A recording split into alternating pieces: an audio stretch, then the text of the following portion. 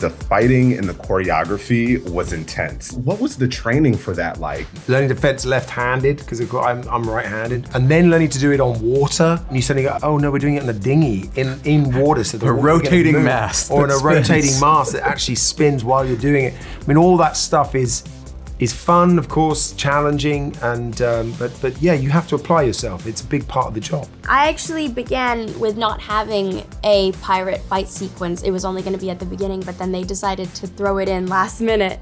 So I ended up learning a whole new thing, which I was so excited about, because who doesn't want to fight some pirates?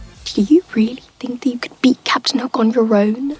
What was that flying experience like? My flying experience was a collaboration between me and that visual effects team that's oh so talented. My character's so small, and the way she buzzes around meant that it wasn't practical to be in a harness, because, I mean, they couldn't even move me that fast. And it was a lot of figuring out how to use my upper body to make it look like I was flying, and then the visual effects team came in and made my feet dangle and made my feet look less ashy than they are in real life, they're real ones for that. She is a fairy.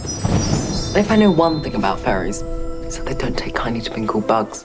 Who's your favorite character in this film? It's probably actually Captain Hook. Everyone has known Captain Hook as the villain who wants to kill Peter Pan. But in this version, his backstory is so much more developed and fleshed out. It's so much more interesting. My favorite character has to be Tink. Props to Yara for this entire thing, because she did so brilliantly. Just having somebody that can say so much without actually saying anything was so incredible to watch.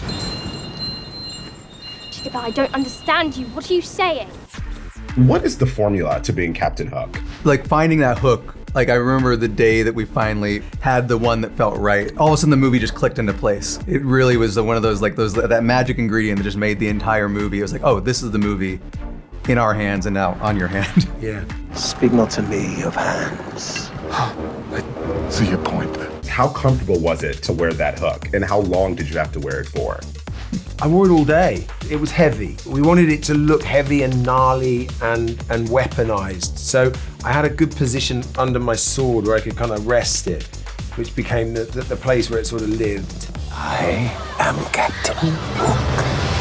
If you never had to grow up, what's a moment you would want to relive over and over?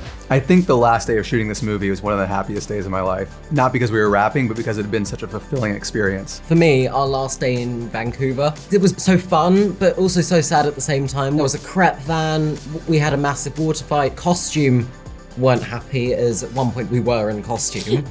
But yeah, loads of great memories were made on that day. Honestly, I'm pretty happy right now. There's something about acting. It's a place of imagination and make-believe that I get to dip into whenever I work. And that's a wonderful thing. And to have that alongside a little less sort of anxiety that one can have in their 20s and 30s, and a little more like, I am what I am who I am. And yeah, I'm pretty happy right now. I'm lucky to be able to say that. There you go.